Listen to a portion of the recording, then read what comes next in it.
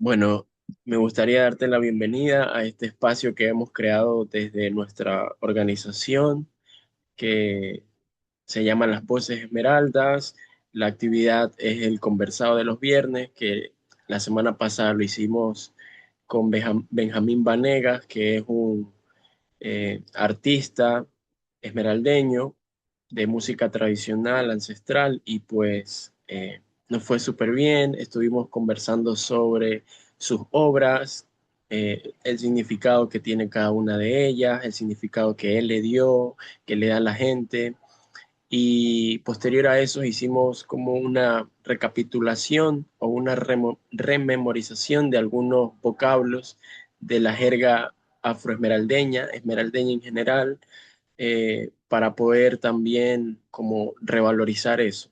Entonces, el día de hoy te damos la bienvenida, la temática va a ser la misma, que nos cuentes un poco de tu trayectoria, de tu obra, para así poder dar a conocer esto a más gente y posterior pues discutir y hablar un poco sobre la jerga que utilizas, que es muy curiosa, también a veces un poco eh, como, no sabría describirlo, pero como que genera esa discusión que mucha gente dice, a veces es vulgar, ¿por qué usa términos vulgares? Y yo lo entiendo porque siento que es una forma muy real de narrar nuestras historias, las historias de las personas que habitamos Esmeraldas. Entonces, le doy la palabra a Andrés Caicedo, que también es parte de Las Voces Esmeraldas, para que continúe. Sí, muchísimas gracias pues y saludo Juliana, un gusto pues poder conocerte ya sea pues por ese medio y nada, totalmente pues encantados con algunos de los libros que has publicado. Hemos tenido, bueno, en lo personal, hemos tenido pues ese privilegio de poder leer ya dos de los libros, como Fiebre de Carnaval y pues Litorales, que ese de ahí nos mandaron pues para una tarea, así que nos hicieron leer el libro sí o sí, pero yo en lo personal quedé totalmente encantado porque realmente nos hace conectar con nuestros territorios y pues con esas historias que nos solían contar. Entonces pues yo sí me trasladé bastante como que a ciertos recuerdos cuando leía esos libros, ¿no? Así que pues nos gustaría primero que te presentes y nos cuentes un poquito de ti y de todo esto, ¿sí? Así que dale, te doy paso. Muchas gracias, chicos. La verdad es que estoy muy contenta de conversar con ustedes. Les sigo por ahí por Instagram. Y pues me parece importantísimo que las juventudes estén levantando la voz y haciendo presencia no solamente en las redes sociales, sino en sus comunidades para poder pues hablar de Esmeraldas ya no como territorio baldío, que si nos damos cuenta esa es la narrativa que tiene el Estado y la narrativa que tienen estas personas que consideran em, que el territorio de donde nosotros venimos es un territorio para exterminar, ¿no? Solamente para extraer recursos, pero sabemos que es un territorio que tiene una cultura muy grande, no solamente dentro de la historia del Estado-Nación, sino milenaria, ¿no? Por todas las comunidades indígenas que se asentaron en esa zona y que tienen un vínculo muy fuerte con Centroamérica y con el Caribe, y por supuesto con África, por nosotros que somos pues las descendientes de esta diáspora africana. Bueno, yo soy Juliana Ortiz Ruano, mi familia es de Limones, de la Tolita de los Ruano, puntualmente. Yo siempre crecí entre la ciudad y la isla, o sea, esa es mi forma de moverme y mi forma de ver el mundo siempre va a ser ese, ¿no? Como de la ciudad a la isla y de la isla a la ciudad, ¿no? Porque siempre crecimos con la cabeza en la isla, ¿no? Yo crecí en el barrio, bueno, en la México Cartagena, que en realidad no se sabe si es la Guacharaca o la 20 de noviembre porque está en la mitad, pero es como de los dos, porque yo caminé todo eso de niña y tenía familiares que vivían más arriba, otros que vivían más abajo, amigas, compañeras de la escuela. Crecí en Esmeraldas, luego vine a Guayaquil y me he movido por algunos lugares del mundo puntualmente por escribir, no por hacer turismo ni nada. Y he tenido la suerte también de estar o habitar otros espacios fuera del Ecuador de una manera no, digamos, no migrante, precarizada, sino a través de la obra, ¿no? Viajar para hacer circular mi obra. que sé que es un privilegio, sobre todo en estos momentos de tensión mundial. Yo empecé escribiendo muy joven, pero mi primera publicación fue en el 2016 en la Casa de la Cultura de Esmeraldas, pero también en una editorial peruana que se llama Hanan Harawi. Y gracias a esa publicación nos llevaron a la Fundación Pablo Neruda en Chile, donde presentamos los poemarios. Y ese ha sido como mi recorrido. Yo vengo de las ciencias, yo estudié en realidad ciencias toda mi vida. Estudié en el Domingo Sabio y en el Sagrado Corazón, biología y química, porque era algo sencillo y se me daba sencillo, pero en realidad siempre había querido como ser escritora. Solo que pues sabemos que Esmeraldas tiene unos límites muy complejos a la hora de pensar las artes, justamente porque como hay una presencia extractiva del Estado en nuestro territorio, las únicas carreras que se ven viables para las personas de Esmeralda son las carreras que tienen que ver con las ciencias o con la ingeniería, sobre todo el petróleo, ¿no? Esa obsesión que hay con el petróleo, no sé, al menos yo cuando estaba joven había una obsesión con trabajar en refinería, ¿no? Como un objetivo único de vida, ¿no? Explotar la tierra para acumular capital. Yo nunca quise hacer eso, yo intenté estudiar una ingeniería, no me gustó, luego me dediqué a escribir por mi cuenta y después, gracias a que se creó la Universidad de las Artes, entré a la Universidad de las Artes, gané una beca ahí y estudié literatura y artes y me he dedicado a la docencia desde el 2016 también.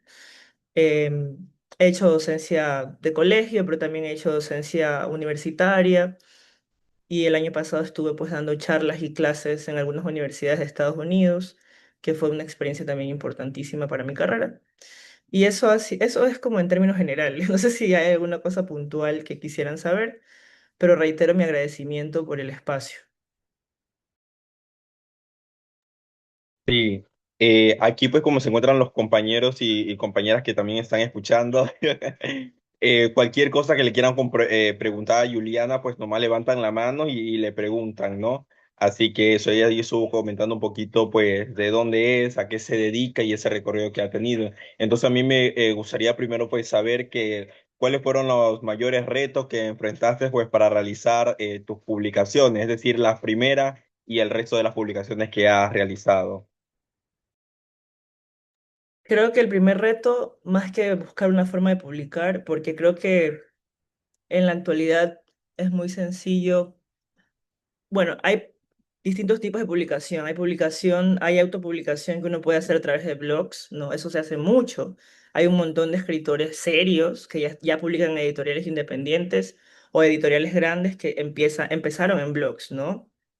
Sobre todo escritores colombianos, españoles, pero también ecuatorianos, peruanos, como que también perderle un poco de temor a eso, ¿no? A publicar en las redes sociales. Creo que eso también es válido, tomando en consideración que nosotros somos un país que cada vez retrocede en políticas culturales, ¿verdad? Cada vez hay menos inversión estatal y privada para políticas culturales. Entonces, creo que es importante pensar en herramientas de autopublicación. Eh, Eso por un lado, yo empecé publicando también, autopublicándome en blogs, pero también en fanzines. Cuando yo era adolescente, bueno, no adolescente, tenía 20 años, en realidad ya estaba un poco grande, teníamos un colectivo ahí en Esmeraldas que se llamaba Afroarte y hacíamos fanzines, ¿no? Los fanzines, a ver si veo, por aquí tengo alguno. Creo que no, pero luego puedo buscar. Un fanzine es una autopublicación que uno hace, pero también intentando ser una publicación más formal, ¿no? Pero es una autopublicación porque no hay un intermediario, empresario, editorial que hace la publicación. Y eso lo hacen mucho, sobre todo las personas anarquistas, ¿no? El movimiento anarquista latinoamericano ha sido pionero en la autopublicación y también en la publicación, autopublicación de información que no llega tan fácilmente a las bibliotecas de nuestras casas, pero puede llegar en un fanzine, ¿no? Yo soy muy lectora de los fanzines porque yo creo que, sobre todo en Latinoamérica, como tenemos unas brechas de inversión a la cultura, sobre todo en Ecuador, ¿no? Porque Colombia sí nos lleva una delantera, Perú también, etcétera. pero como que empecé desde ese lugar, un poco para que la gente entienda que uno también tiene un recorrido que es autogestivo, no, no necesariamente necesitamos que nos apoyen en primera instancia para empezar a publicar. Pero creo que lo más importante o lo más difícil fue escribir, tener como ese apoyo para poder escribir, ¿no? Porque en Esmeraldas, al menos cuando yo crecí, la escritura era algo que los escritores hacían en sus tiempos libres, ¿no? Por ejemplo, tal fulano, mi mamá me decía, bueno, fulana, no voy a decir nombre, fulana, fulano es abogado, es ingeniero y en sus tiempos libres escribe, ¿no? Pero yo, desde muy joven, yo sabía que no quería ser una escritora de tiempos libres, yo necesitaba arriesgarlo todo por la escritura. Entonces eso fue como, ese es como un antes y un después, y eso es algo que dejo claro como en mi carrera, porque creo que también el hecho de poder haber tenido tantas publicaciones antes de los 30 años implicó el dedicarme de lleno a eso, ¿no? A pesar de que obviamente hay una precarización laboral y hay unas cosas que uno tiene que arriesgar para hacer eso. Eso por un lado. Y de ahí por otro lado, lo más difícil de publicar para mí en Ecuador fue que los escritores y las escritoras, esto es algo que nadie dice, pero yo lo voy a decir. Los escritores y las escritoras, digamos, nacionales, en la actualidad todos son de la capital, o sea, de Quito, de Guayaquil, de Cuenca, ¿no? En su mayoría o viven en esos lugares. Incluso yo también vivo en Guayaquil, voy entre Guayaquil o otros países, pero digamos estoy la mayor parte del tiempo en Guayaquil. Como que hay una centralidad de esas ciudades para la producción literaria y a su vez las editoriales que existen, que son independientes, publican a gente que conocen y usualmente la gente que conocen son gente que se gradúa de las mismas universidades de ellos, que son puntualmente universidades privadas. Entonces, hay una brecha, ¿no? Hay una brecha de raza y de clase en las publicaciones del Ecuador. Eso es algo que se tiene que decir y que no está mal decirlo porque es una verdad palpable, digamos. Hay unas estadísticas que se pueden ver lógicamente donde estudiaron las personas que leemos cuando estudiamos literatura y que son de Ecuador. La mayoría son de universidades privadas, son de Quito, de Guayaquil, de Cuenca. Y cuando leemos a autores esmeraldeños, siguen siendo pues Adalberto Ortiz, que está bien, Nelson Estupiñán y tal, pero sabemos que hay más personas, ¿no? Está la misma Argentina Chiriboga y un montón de otros autores y autores contemporáneos también. Y gente que tal vez escribe muy bien, pero que no vamos a leer porque no puede publicar, ¿no? Que eso también es algo que hay que decir, ¿no? Y que ojalá en algún momento cuando yo esté más mayor y tenga más plata, ojalá pueda tener una editorial para publicar gente joven o pueda publicar como a gente que esté también escribiendo, hacer talleres, formaciones, como cómo se hace en Guayaquil o en Quito también, ¿no? Porque los escritores no nacemos de la nada. Los escritores nacen porque hay un movimiento en las ciudades o en los espacios donde habitan, porque hay un espacio cultural, ¿no? Cuando yo crecí en Esmeraldas, había un alcalde que se llama Ernesto Estupiñán, que después fue muy desprestigiado, la gente lo desprestigió y tal. Seguramente habrá sido corrupto, no lo sé, pero él fue un pilar muy fundamental para la cultura esmeraldeña negra, ¿no? Primero porque fue el primer alcalde negro que tuvimos y segundo porque fue el primer alcalde que se dio cuenta que la apuesta era cultural. Entonces él trajo un montón de músicos para que trabajen en el Conservatorio de Esmeraldas. También fomentó la música en los barrios populares, entre otras cosas, ¿no? Y habían festivales de poesía en el parque infantil y en otros lugares. Y yo iba a escuchar de niña a Julio Micolta y algunos otros poetas. Y traían poetas de Colombia, traían poetas de distintos lugares, ¿no? Y escuchar a esos poetas cuando yo era niña me hizo pensar en la posibilidad de que tal vez es posible ser poeta, ¿no? Eso como para decir, y claro, las dificultades fueron esas. Yo empecé publicando fuera, como lo decía, ¿no? Mi primera publicación fue una publicación virtual en la revista de la Universidad de México. Creo que también es importante decir que a veces hay unas brechas en el país, porque nuestro país es un país muy racista y clasista, pero a veces afuera pueden haber como intersticios, ¿no? Para podernos fugar hacia las limitaciones que tiene el país, ¿no? Como Ecuador como tal. Y eso, ¿no? Y yo creo que ahora es mucho más, yo creo que en algún momento estábamos avanzando en esas políticas públicas de edición, pero creo que en este momento estamos en un retroceso bastante grande por la falta de acceso y la falta de inversión pública hacia los sectores editoriales, ¿no? Y de formación también. Yo creo que es importante que existan espacios de formación.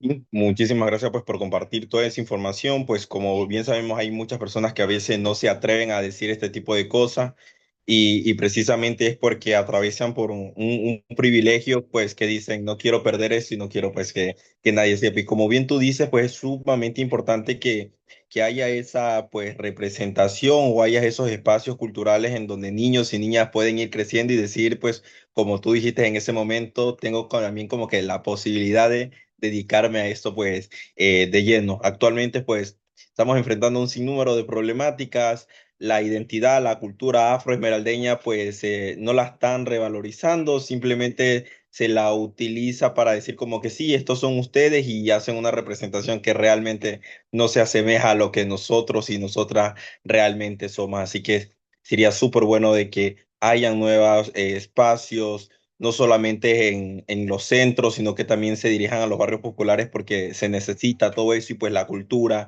el arte puede hacer un cambio pues verdadero. Ahorita lo que vamos a hablar y que me gustaría a mí saber, porque yo en lo personal cuando me enteré sobre el libro de Fiebre de Carnaval, estaba como que un poquito más pequeño Un y yo me ratito, emocioné André, mucho, Jorman ¿sí? tiene la mano levantada, entonces Ah, ya démosle no la la palabra. vi, no Le la vi, damos la perdón. palabra a ver qué, Sí, sí, qué dale, tiene Jorma, para dale, decir. dale. Adelante, Jorman. Es que yo quería preguntar, porque sí, podemos preguntar, diga, o no. Sí, Yo es quería un conversado. preguntar, o sea, ¿de qué tratan los libros, sus libros, y qué busca transmitir a través de sus libros también? Sí, bueno, mis libros tratan, yo soy una persona que tiene un enfoque muy, muy social en la vida cotidiana, ¿no? Y de género, ¿no? Para mí el tema del género en Esmeraldas es un gran problema, o sea, porque crecemos en un entorno matriarcal, porque en realidad, no sé, al menos yo crecí en un entorno de puras mujeres que eran las que mandaban, pero es un matriarcado que igual es atravesado por un patriarcado, no sé cómo explicarlo, digamos, son mujeres que igual te forman como señorita, digamos, desde la idea de la vida ejemplar de señorita, y a mí siempre me ha parecido es un gran problema, porque el etos femenino como ficción genera un montón de complejidades y de límites a la hora de pensar el uso del espacio de la mujer en el espacio público, valga la redundancia. Eh, yo creo que es importante dar cuenta también de las luchas perdidas, ¿no? No solamente de reivindicar las cosas que hemos ganado, como haber sido un palenque y tal, sino también dar cuenta de las cosas que hemos perdido, ¿no? Pienso, por ejemplo, que Esmeraldas es uno de los lugares más religiosos tal vez del mundo, ¿no?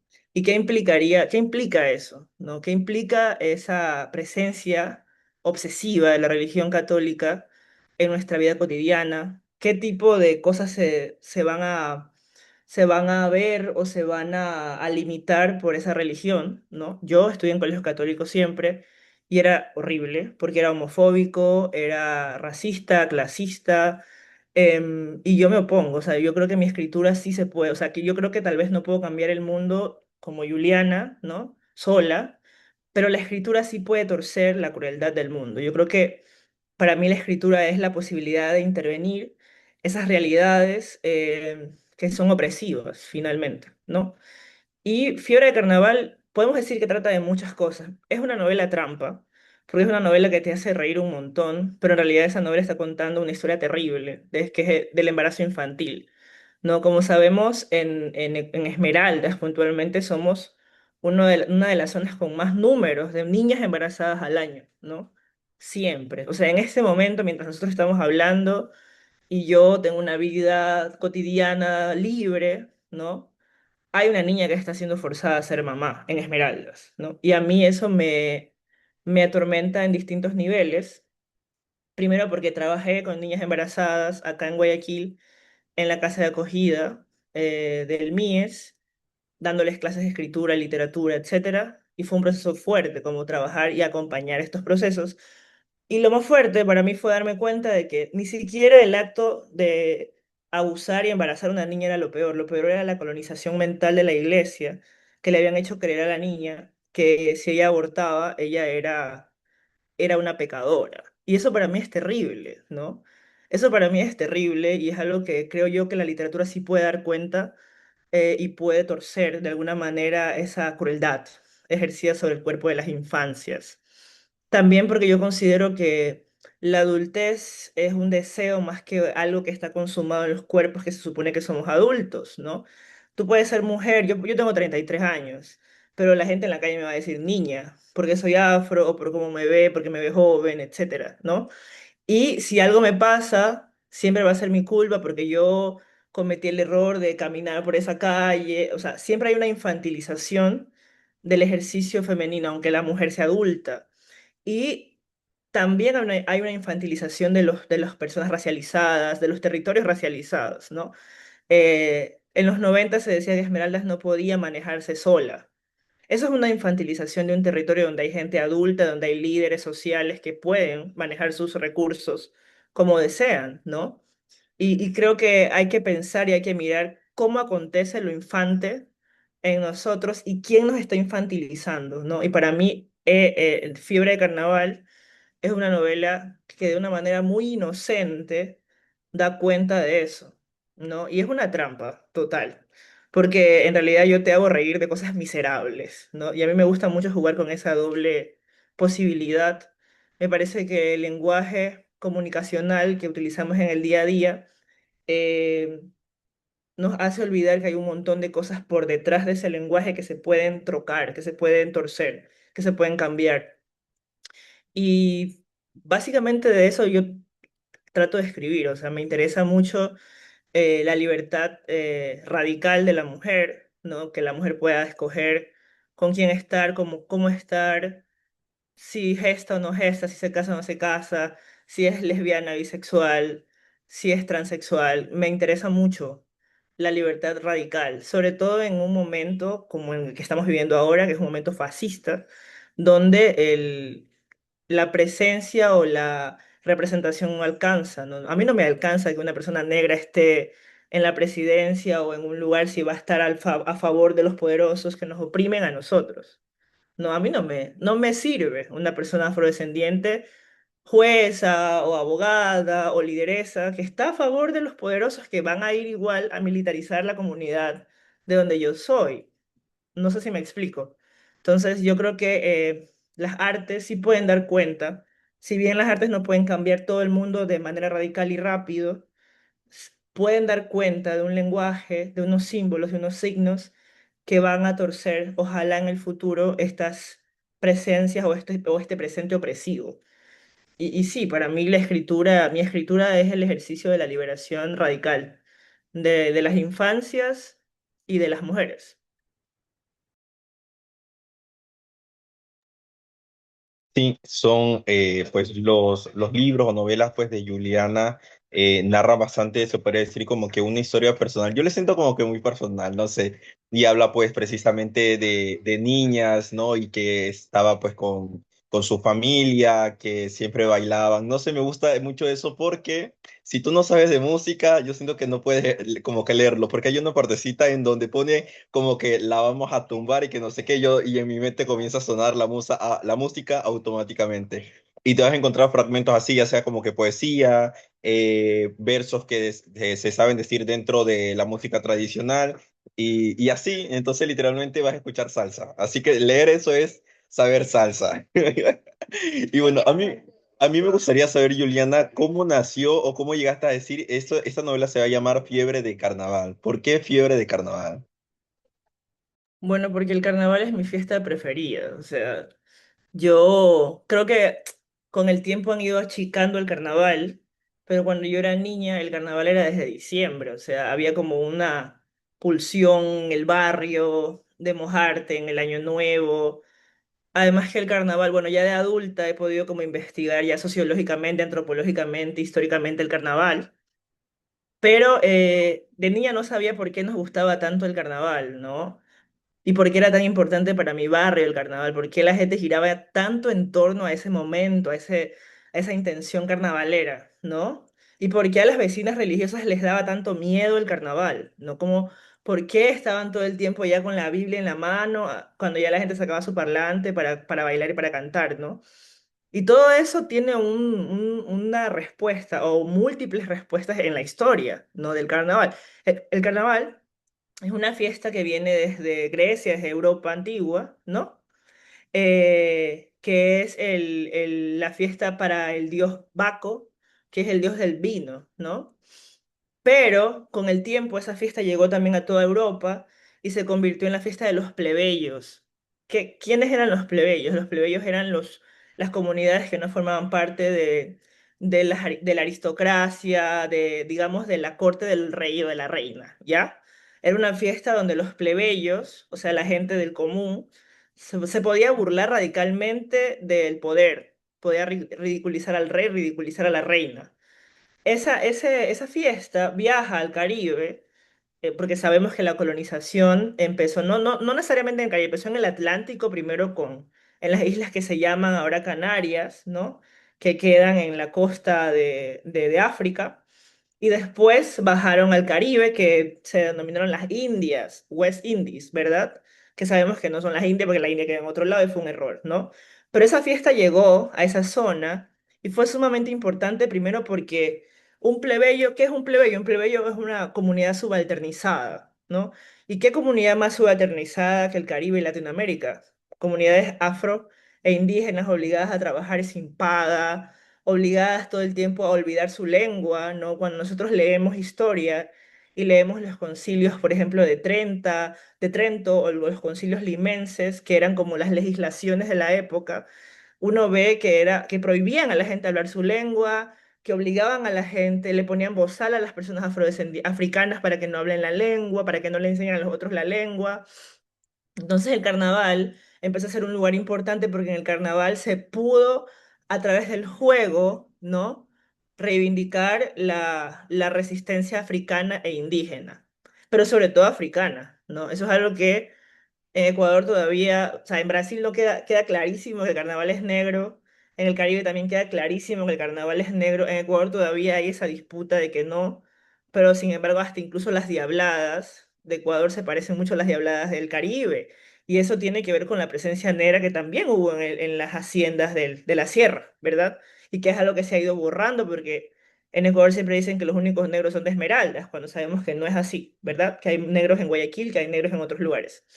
Entonces, el carnaval es sumamente importante para mi barrio que era la 20 de noviembre o la Guacharaca o la México de Cartagena, porque era el lugar donde la gente podía ser libre, ¿no? Era el lugar donde las mujeres podían trenzarse el pelo. Bueno, ahora gracias a la resistencia afrodescendiente, a la lucha antirracista, yo puedo trabajar con estas trenzas, ¿verdad?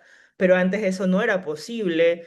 La gente tenía que alisarse, si no te alisabas el cabello no te lo iban a decir directamente, pero no te contrataban. Había como una cuestión ahí con el pelo de las mujeres negras. Y bueno, con el pelo de los hombres ni qué decir, ¿no? Los hombres acá, cuando rapados, toditos, para poder acceder a derechos básicos como tener la posibilidad de trabajar o de estar en el espacio público. Pero en el carnaval sí se podía hacer eso. Y creo que por eso el carnaval es tan importante, porque para mí el carnaval es el lugar donde se puede ser rotundamente negro, excesivo, libre, ¿no? Sin que nos vayan a estar castigando, entre comillas, porque igual en Esmeraldas en el carnaval llegó los militares a sacar a la gente, que se me hace raro, ¿no? Pero bueno, estamos viviendo en otro momento de abyección, en otro momento de militarización mucho más grave. Em, y por eso para mí el carnaval, por eso la fiebre del carnaval. Primero porque yo estaba terminando de escribir la novela en la pandemia y yo había ido antes de que nos encierren, que de hecho nos encerraron un 13 de marzo, un viernes 13, así mismo, de marzo, en el 2020. Antes de eso, en el mismo 2020, yo había ido al carnaval en Esmeraldas, ¿no? Ya con todo ese bagaje histórico de investigación y empecé a darme cuenta de muchas cosas que no me había dado cuenta, ¿no? Como que en Esmeraldas también es un lugar muy estratificado, a pesar de que no parece. En la Bolívar, levanté la cara en la calle Bolívar, siguiendo el desfile, grabando el desfile, y veo toda la gente blanca, ¿no? Sentada en las casas de la Bolívar, ¿no? Que son casas coloniales, que dan al río, que eran haciendas madereras, ¿no? Pero a la vez en Esmeraldas nos enseñan que no hubo esclavización, pero hubo un desfile de personas esclavizadas que incluso tenían cadenas, desfilaron. Entonces, el carnaval a veces desvela, como que corre el velo a cosas que no queremos decir o no queremos o no nos enseñan en la escuela y que a través del juego y de la fiesta sí pueden manifestarse, ¿verdad? No sé si me explico, yo hablé un montón y no sé si me expliqué, pero por eso el carnaval es sumamente importante y si ustedes se ponen a ver dónde es importante el carnaval, se van a dar cuenta que siempre son los territorios africanos, afrodescendientes, ¿no? El carnaval de Río de Janeiro, ¿por qué? ¿Por qué en Río de Janeiro? Pues Río de Janeiro fue un puerto, uno de los puertos atlánticos más importantes donde se embarcaron no miles, sino millones de personas negras, ¿no? De África, personas africanas. Hay una placa donde tú puedes ver en Río de Janeiro donde desembarcaban y ahí el carnaval también tiene un sentido y una importancia muy profunda. En Bahía, en Salvador de Bahía, que también es una zona sumamente africana, afrodescendiente, ¿no? ¿En qué otra parte está? En Dominicana, en Haití. Tienen otros nombres, a veces no se llaman carnavales, a veces se llaman, por ejemplo, en Barbados se llama John Nut, ¿verdad? Tienen otros nombres. En Barranquilla sí se llama Carnaval. Barranquilla también era un puerto, ¿no? Está al lado de Cartagena, también un puerto negro, ¿verdad? Y así, en Pasto se llama la fiesta de negros y blancos. Entonces, si ustedes se ponen a revisar los carnavales del mundo, sobre todo de Latinoamérica y el Caribe, están en territorios, están ubicados en territorios de profunda presencia negra, ¿no? Profunda presencia negra. Y tiene que ver mucho con el hacer y la posibilidad de tener una performance. Cuando digo una performance me refiero a un hacer en el espacio público más libre, ¿no? Con el pelo, con el cuerpo, la idea de mostrar cómo en el cotidiano en Esmeraldas no se puede, al menos en mi barrio no podías como niña o como mujer no podías mostrar el ombligo, etcétera. Las señoras estaban cuidando siempre a las niñas, pero en el carnaval se permitía, bueno, ya en el carnaval ponte tu pupera ya para que te mojen, ¿no? Entonces era el espacio de liberación. Y es sumamente importante decirlo así. Y hay un montón de libros y hay un montón de ensayos, artículos y videos que sustentan lo que estoy diciendo, ¿verdad? Y claro, uno empieza con la afiliación y el deseo. O sea, de niña a mí me encantaba la fiesta, pero luego ya haciendo una revisión antropológica e histórica es porque también el carnaval fue un espacio de resistencia negra, ¿no? Hay una historiografía del Carnaval de Buenos Aires que se llama La Fiesta de los Negros, así se llama.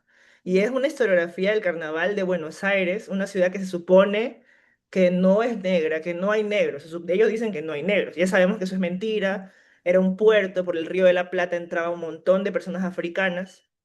Y en esa historiografía que hace Ezequiel Adamowski, tú vas viendo todo un trabajo de hemeroteca, bueno, de periódicos de la época, de la colonia y de la Primera República, cómo la presencia africana era tan importante, cómo la presencia africana y el carnaval africano en Buenos Aires dio nacimiento al tango, a la milonga, ¿no? Que además milonga viene de una palabra kikongo, ¿no? Perdón, viene del quimbundo, que es de Angola, ¿no? Que significa fiesta, ¿verdad? Entonces todo eso se desvela a través de la investigación del carnaval. El tango, que es algo tan blanqueado, que nos han blanqueado, que nos venden como algo profundamente argentino y blanco, ¿no? Porque ellos dicen que son europeos, es profundamente afrodescendiente. Y eso lo sabemos a través de la investigación del carnaval de Buenos Aires. ¿No? Entonces, el carnaval parece una fiesta y parece una fiesta inocente, parece una fiesta vulgar, pero en realidad es una fiesta histórica que hay que reivindicar y hay que recuperar y que hay que celebrar porque muchos ancestros murieron para que nosotros podamos gozar. Eso es algo que no tenemos que olvidarnos nunca. El goce no es algo poco, ni algo menor, ni algo menos, ¿no? No es como que si fuera algo que no fuera importante. El goce es sumamente importante. Eso nos dejaron los ancestros en el baile y en el sonido del tambor, que ahora da nacimiento al reggaetón, a la cumbia, etcétera. Nos dejaron diciendo en el sonido del tambor que el goce era importante para la supervivencia, ¿verdad? Sin goce, sin espacios de goce, no podemos luchar. Y son en los espacios de goce, como el de la bomba y de la plena en Puerto Rico, o como el de la bachata, que significa fiesta también en una lengua africana, en dominicana, son esos espacios donde se instauran y donde se idean grandes revoluciones negras. Grandes revoluciones. El carnaval es una gran revolución negra. Una gran revolución negra a la que invitamos a todas las personas de todos los colores. Eso es el carnaval para mí. Me parece excelentísimo. No sé si alguno de los compañeros o compañeras que está aquí presente quisiera compartir, pues, desde su punto de vista, cómo vivieron el carnaval en su infancia, ¿no? Porque si bien en lo personal, mientras tanto, para que alguna otra persona se anime, pues, a participar, yo siempre, pues, veía el carnaval como que una fiesta muy cercana, especialmente con mi familia, aparte de padres, porque siempre era eso, precisamente desde diciembre ya la gente se comenzaba a mojar, porque primero era la cena, todo muy formalito. Y pasaban las 2 y la gente se quitaba esa ropa y agarraba y pum, a la piscina de una. Y eso era mojar. A los niños ya nos mandaban a dormir, pero uno igualmente se quedaba por ahí como que mirando y veía que la gente entraba, salía, mojaban el piso. Al otro día ya era la playa. Y entonces era como que muy bonito. Y algo que a mí me llamó bastante la atención, y aquí voy a lanzar una pregunta pues para que la responda a cualquier persona, sería, ¿por qué cuando es carnaval principalmente se hacen trenzas? ¿Y por qué trenzas de colores? Porque eso es lo que bastante he visto. Es sí o sí trenza y trenzas de colores. Así que eso, le damos paso a Jorman que quiere hablar. Bien, no voy a responder tu pregunta, Andrea. Yo voy a responder lo que dijo la compis, o sea, de que nuestra experiencia desde el carnaval. Bueno, en lo personal, yo crecí en una familia cristiana y nosotros no celebrábamos el carnaval, entonces no tengo esa experiencia como de celebrar el carnaval desde niño, pero ya últimamente, este año sí pude celebrarlo, compartir con algunos amigos y amigas, y la verdad, como dices, o sea, ver el carnaval desde la resistencia negra, pude darme cuenta que es como una forma de compartir también, de hacer comunidad, de conocer más a mis amigos, de mostrarnos también, de permitirnos ser también, de que nuestra voz no incomode, de poder gritar, de poder ser, de poder bailar como queremos. Entonces, eso. Dale, Guillermo, muchísimas gracias. Yomaira, Jerico, Arturo, que quisieran compartir su experiencia de cómo ustedes vivieron el carnaval en sus infancias o como el compañero Jorman, pues que recién ahorita pues tiene como que esa total libertad de poder compartir y como él bien lo dice, pues siento que es importante mencionarlo porque si bien anteriormente no pudo, actualmente podemos verlo como ese espacio para poder compartir, para poder conocernos y pues poder unirnos ahorita que nos encontramos poco a poco tan separados por todas estas cosas en las cuales estamos atravesando. Así que le dejo paso a alguno de los compañeros o compañeras pues que quiera compartir su experiencia. Yo en carnaval casi siempre pasaba con fiebre, porque anticuerpos no, anticuerpos y Arturo son como cosas separadas y mojarme mucho, que me echen esa espuma, se me inflamaba la nariz, se me inflamaban los ojos, pasaba mal. El carnaval no es mi fiesta favorita, pero yo amo ver cómo la gente lo disfruta. No me gusta a mí celebrarlo, disfrutarlo, pero yo amo ver cómo la gente baila, cómo la gente se moja, cómo la gente lo goza. Y pues bueno, mis familiares sí lo celebran, compran piscinas, se van a las piscinas, a esos, ¿cómo se llaman? Hosterías y demás, al río, a la playa, pero yo en lo personal no lo celebro como algo así protocolario de que llega carnaval y me tengo que comprar el outfit carnavalero. No, yo no.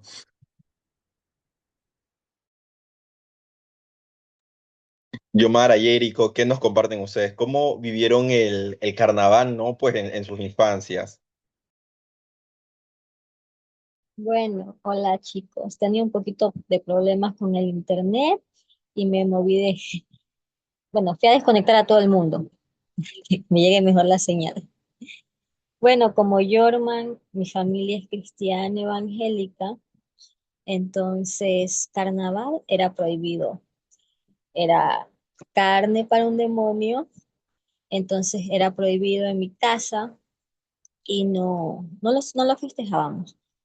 Pero ahora tuve la oportunidad, mi familia sigue siendo cristiana, pero tuve la oportunidad de apartar un poco a mis hijos y dejarlos ser libres. Para ellos fue una experiencia muy bonita de ellos poder compartir con sus amigos cosas que no habían hecho y mojarse, la espuma, fue algo para ellos como ser libres, o sea, fue algo, un nuevo mundo que ellos descubrieron y le aman el carnaval, lo adoran, igual que Arturo, todos somos alérgicos a la espuma, entonces lo festejamos al máximo, es como una resistencia en mi casa de parte de mi pequeña familia, o sea, de mis hijos y yo, es una resistencia porque nosotros nos apartamos de esas fechas, no vamos a la iglesia como lo hacen todos, porque todos van a orar contra nosotros, los satánicos, que estamos festejando al demonio,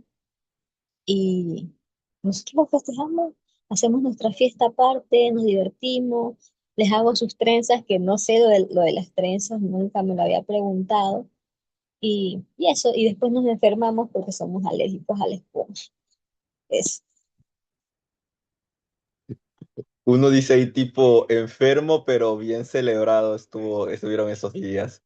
No sé, Jericho, ¿qué quieras compartir? ¿Cómo pues viviste tú el carnaval pues en tu niñez o cómo lo vives actualmente? Bueno, sí, buenas tardes con todos, primero que nada. Sí, el carnaval en mi infancia es como que, bueno, yo digo en mi barrio, pero en realidad es como que una calle transversal y 10 casas, que eso para mí es mi barrio, y eso era como que la mega guerra en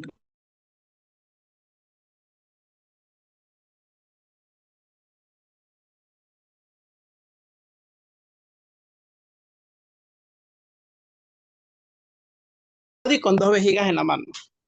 Entonces, como que así, súper bacán, igual que los otros compas también, como que de parte de padres son evangélicos, entonces yo como que en carnaval no nos vemos, abuela, chao, nos vemos en marzo, entonces como que era, porque yo sabía que no me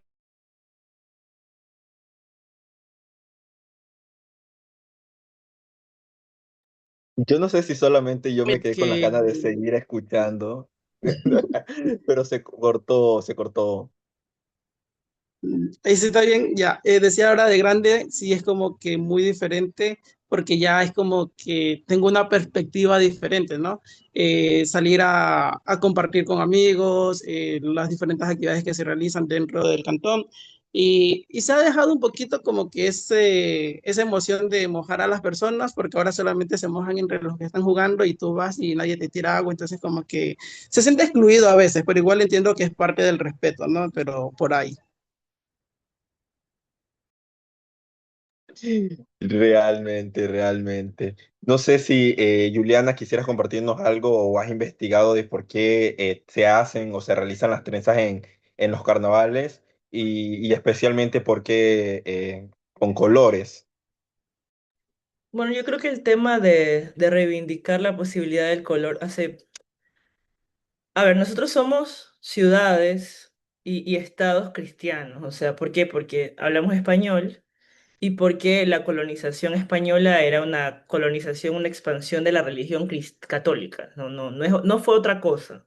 Ya después vino el deseo del oro y tal, también había ese deseo y ese ímpetu, pero lo primero era expandir la religión católica y cortar la religión musulmana, la expansión de la religión musulmana, ¿no?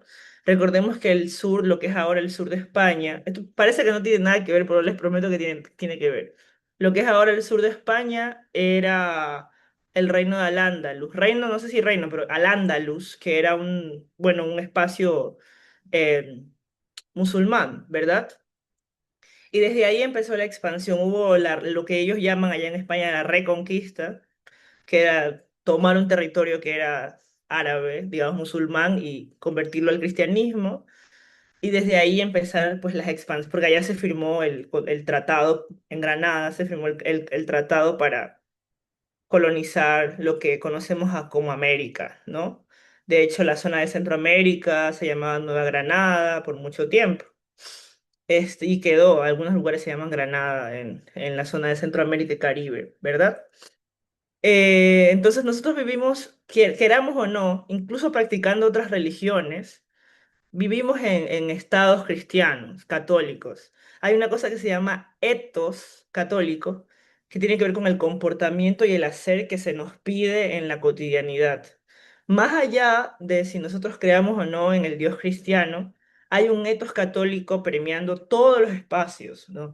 Ustedes salgan a las calles a mirar cuántas iglesias católicas hay. Cientos de iglesias católicas, ¿verdad? Cuántos símbolos, signos hay en el espacio público de la iglesia católica, ¿verdad? Y, por ejemplo, se dice que el Ecuador es un país laico, ¿no? Pero tienen a Dios en la boca más los políticos que los curas, ¿verdad? Entonces ahí te das cuenta que nosotros vivimos en un entorno católico, opresivo. ¿Por qué digo opresivo? No, no me quiero meter con la creencia de nadie. Yo respeto las creencias, pero de todas formas la religión católica sí es una religión hegemónica, porque fue una religión que borró otras religiones, ¿verdad? Y que dijo que todas las religiones y las prácticas africanas eran del diablo. O sea, si ustedes revisan el archivo colonial, aquí en la ciudad donde yo vivo, Guayaquil, se quemaban personas africanas porque tocaban los tambores, ¿verdad? Porque lo mandaban los curas, porque decían que ellos estaban haciendo ritos satánicos. Entonces, gozar en el presente es saber que podemos gozar porque hubo gente que murió por querer practicar y tocar los tambores, ¿verdad? Por eso hay que gozar nuestros tambores y respetarlos, investigarlos, abrazarlos, ¿no? Porque nuestros ancestros nos trajeron acá para que nos liberemos. O sea, es importante entender eso. Ahora, cuando digo esto, como es una religión que está muy marcada, que tiene, es muy metafísica, en el sentido que el plano físico no importa mucho, entre comillas, porque en realidad acumulan mucho capital, pero ellos de puertas para afuera dicen que lo material no importa, ¿verdad? Como lo material no importa, es una religión de la austeridad, ¿verdad? De lo impoluto, de lo mínimo. Tú ves a la monja de blanco o de negro, sin aretes, sin cabello, ¿verdad? El cura lo mismo, el pelo corto, nada de pulseras, etcétera. Y eso mismo, a pesar de que tú no estés dentro de la iglesia, eso se va extendiendo hacia la población, porque ese es el ethos católico, el comportamiento católico que se pide. O sea, la austeridad, la humildad, nada de... A las mujeres negras nos rapaban el cabello, que es algo que hay que saber, ¿no? A las mujeres negras les rapaban el cabello, ¿no? Porque llamaban mucho la atención, porque era muy escandaloso. Y eso tiene que ver con la religión católica, ¿no? Eso es histórico, no estoy hablando contra la religión católica o contra los católicos de hoy, pero históricamente fue así.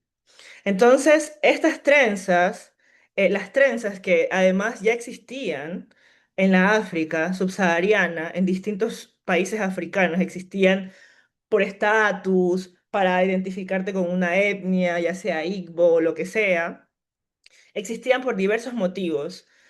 Se trasladaron acá, pero eran muy perseguidas porque, como lo decía, no solamente a las mujeres, sino también a los hombres les rapaban mucho el cabello en los espacios de hacendados, ¿verdad? Porque se pedía una austeridad, porque el escándalo no es católico, ¿no? El escándalo, el exceso, diría yo hasta la belleza, porque si a ti te quitan tus adornos, tu pelo, tu exceso, tú eres como feo, pues, o sea, uno se embellece entre más cosas se cuelga. No, o sea, para mí, que soy esmeraldeña y que vengo de una comunidad negra del norte de Esmeraldas, entre más cosas me pongo encima, me veo más bonita. O sea, es parte de mi hacer que también tiene que ver con lo indígena, ¿verdad? A las personas indígenas las despojaban del oro que tenían en la cara, de la nariz. Cuando tú vas al Museo de América en Madrid, tú ves un montón de oro que la gente se ponía en la cara y está ahí expuesto. Pero eso significa un despojo de acá, ¿verdad? Un despojo de las personas que habitábamos este territorio históricamente. Entonces, ¿por qué en el carnaval sí? Porque es la forma, ya ahora nosotros lo que lo hacemos ya sin historizar, pero si nosotros historizamos, recordamos que el carnaval era el espacio de tolerancia. Si no me equivoco, en 1600 y pico hubo una reforma en las haciendas, porque hay que recordar que la esclavización fue una institución, no fue un accidente o algo que se hacía porque ellos no sabían, no, no, era legal, era una empresa y había una sistematización. Por eso podemos acceder a toda esa información, porque había tanta sistematización de cómo mejorar la empresa de la esclavización y sacar más partido del cuerpo que obligaban a trabajar gratis, y por eso podemos acceder a esa información. Entonces, dieron cuenta en 1600 y pico, en Cuba, se dieron cuenta que al esclavizado tenían que permitirle ciertas cosas para poder seguir extrayendo su fuerza de trabajo, ¿verdad? Se dieron cuenta que si no le permitían tener una mujer como suya, no iba a poder seguir, se iba a matar o no iba a poder tener felicidad. Hablan del amor, ¿no? Que a mí me parece súper macabro que en un estatuto para deshumanizar gente se hable de amor, ¿no? Se habla, dice que el amo tiene que amar a sus esclavos, ¿no? Es muy fuerte. Y te das cuenta también cómo la iglesia también habla del amor y del amor y del amor, ¿verdad? ¿Cuál amor? ¿Cuál amor si están despojando personas de su sentido estético, cultural, político y social? Pero bueno, entonces, dentro de todos estos espacios que se sentían que se necesitaban como espacios de tolerancia, tanto tener una esposa, una casa, permitirles tener una gallina, criar una parcela de vegetales y tener espacios de fiesta, ¿verdad? Espacios de fiesta porque se dieron cuenta que eran necesarias. Y gracias a esos espacios de fiesta hubo muchas fugas, hubo muchas cosas que sobrevivieron, los tambores, los cantos, ¿verdad? Que luego fueron igual recolonizados por la iglesia y metieron a Diosito y a la Virgen María, donde habían otros nombres, ¿verdad? Pero por eso mismo, en esos espacios de resistencia, las personas podían jugar sobre cosas que en realidad eran sagradas. No, los tambores en realidad eran sagrados. Recordemos que la mayoría de religiones de matriz africana tienen al cuerpo como un espacio de conexión con los ancestrales, ¿no? Con los, ya sean orillas o dioses o deidades, ¿verdad? Y es el cuerpo, tú accedes, te comunicas con el cuerpo como mecanismo de encuentro, ¿verdad? Ya sea a través del baile, del canto, los montados, ¿no? Y eso en la religión católica es el diablo. Entonces, en los espacios de fiesta la gente se permitía esos espacios de religión, ¿no? De poder cantarle a los santos, de poder bailar, que la gente lo ve como un baile, pero en realidad eran ritos, incluso religiosos, porque las caderas, bueno, ahora ya los científicos dicen, sí, es verdad que en las caderas se concentra energía. Ya la gente africana lo sabía y ya la gente bailaba con las caderas y con las coyunturas porque sabía que ahí había una energía que se podía, pues, una comunicación transtemporal a través de esos movimientos, ¿verdad? Y lo mismo pasa con las trenzas, ¿no? Las trenzas es una forma de recuperar ese exceso, esa preciosidad que el cotidiano nos impide, ¿verdad? El cotidiano siempre nos está diciendo que tenemos que, no sé, mi abuela fue profesora toda la vida y ella siempre tenía un moño hacia atrás, ¿verdad? Y el uniforme de su colegio era celeste con blanco, ¿no? Todo muy impoluto, muy cristiano. Pero entonces, si yo me cuelgo estas candongas, si yo me pongo las trenzas, yo estoy ya saliendo de ese etos católico. Y eso tiene también que ver, eso tiene mucho que ver con la resistencia cultural que nosotros hemos tenido a través de los años y de los siglos, ¿no? Por eso hay que reivindicar y hay que hacer, o sea, hay que aprovechar eso que labraron nuestros ancestros, incluso con su sangre derramada, para que yo pueda tener estas trenzas y dar clases así y Andrés también puede tener su afro, Jericho puede tener sus dreadlocks, y así, ¿verdad? Eso creo que es algo que tenemos que reivindicar y tenemos que recordar que viene un camino histórico, ¿no? De resistencia. Igual está bien, o sea, hay gente que no quiere darle mucha vuelta y dice porque me gustan y está bien, porque eso también es importante, pero a mí sí me interesa como la historización de las cosas, ¿no? De por qué hablamos de esta manera, por qué nuestras palabras se parecen a las palabras del Caribe y no a las de Quito, ¿verdad? Y esas cosas hacen que podamos tejer unos caminos históricos que tienen que ver también con la diáspora africana. Eso sería, ¿no? Un resumen largo. No te preocupes, no te preocupes. A mí me gustaría, Juliana, hablar un poco de el libro Reescribir la isla, rehabilitar el tránsito, que algo he escuchado en alguna de tus publicaciones y me han comentado amigas que han leído el libro. Yo no he tenido la oportunidad de leerlo, ni siquiera de verlo en físico, ¿no? Entonces me decían que es un diálogo entre habitantes, mujeres específicamente, de un sector popular. ¿Te gustaría contarnos un poco para que podamos también como que hacernos un spoiler y que nos motives a leer ese libro? Sí, bueno, la primera cosa que les quería decir es que ese libro es un libro público, ¿no? Yo después le voy a dejar el link para que se pueda descargar. Ah, un Eh, ratito, ahí nosotros tuvimos hace 3 semanas un taller con Génesis Anangonó y ella nos dijo y nos compartió un enlace, pero no estaba disponible para descargar. Dijo que iba a solucionarlo, que iba a hablar contigo y pues bueno, que ahí quedamos inconclusos y no lo pudimos adquirir. bueno, yo se los paso, no pasa nada. Bueno, la cuestión es que, a ver, yo vivo en Guayaquil desde los 17 años, he ido y venido, etcétera. He intentado muchas veces trabajar en Esmeraldas, pero nunca me ha salido nada bien. La última vez que fui a vivir allá, ¿cuántos años tenía? 22. Y casi me matan para entrar a mi casa. Entonces tuve que, no quise arar contra marea. Dije, bueno, uno está donde puede estar. Y pues volví a Guayaquil para vivir acá y para trabajar acá. Siempre he trabajado acá, acá se me ha dado la posibilidad de trabajar. No digo que trabajar en Esmeralda sea imposible, ha sido imposible para mí, pero no para otras personas. Ustedes están trabajando allá. Y como a mí me interesa mucho lo insular, los archipiélagos, porque yo soy de Limones y mi familia también, y me interesa mucho el pensamiento archipelágico, que hay un montón de filosofía que trabaja el archipiélago. Hace algunos años, trabajando en la Universidad de las Artes, empecé como a recolectar información de cómo se fue haciendo la isla Trinitaria, ¿no? La isla Trinitaria, que es una isla urbana, porque está aquí en la urbe de Guayaquil, al sur, es la zona demográficamente está más poblada que Guayaquil. Digamos, la ciudad de Guayaquil, la mayoría de la comunidad está en esa zona. Es muy grande, ¿no? Demográficamente hay muchísima gente viviendo allá. Y fueron asentamientos, mal llamados invasiones que le llaman, ¿no? Eh, territoriales de personas, sobre todo de Esmeraldas, del norte de Esmeraldas, de la comuna Río Santiago, que se tuvieron que ir en la época de la palma africana. ¿Se acuerdan? En la época de la palma africana, por los 80 empezó, 70 hasta que ya se consolidó bien 90.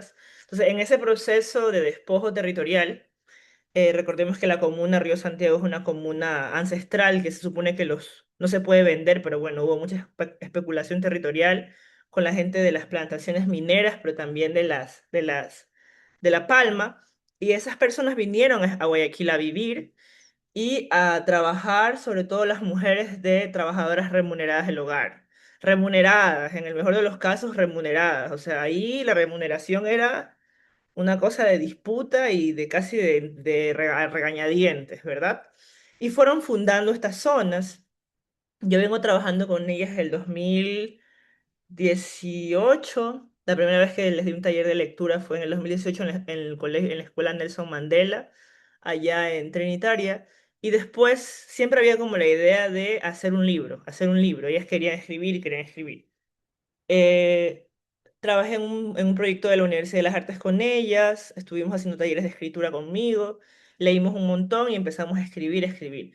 Pero en la segunda fase yo necesitaba dinero para poder hacer el libro como tal. Entonces yo apliqué a un fondo de UNESCO que se abre cada año y gracias a ese fondo de UNESCO pudimos terminar los talleres de escritura para hacer los textos, tener unos talleres con una artista que se llama Shaskia Hurtado, que es una artista muy jovencita, que es afrodescendiente también de Quevedo, y para mí es una de las artistas visuales más importantes en este momento del Ecuador, ¿no? Solo que el Ecuador es racista y no se da cuenta, pero en algún momento ella va a ser como un referente para mí latinoamericano del arte visual, ¿no?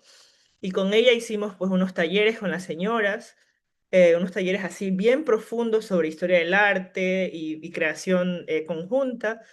Y eso derivó en la publicación del libro y en una muestra en el Museo Antropológico Contemporáneo de aquí de la ciudad de Guayaquil, que fue sumamente lindo, que fue un proceso bello, complejo también, porque pues las instituciones no están preparadas para ver a tanta gente negra junta, como que les asusta en Guayaquil ver a tanta gente negra junta, y sobre todo que son mujeres, sobre todo que son de barrio, no fue un proceso largo de trabajo con el museo, para que se entienda que esas personas son parte también de la ciudad y el museo también es de ellas.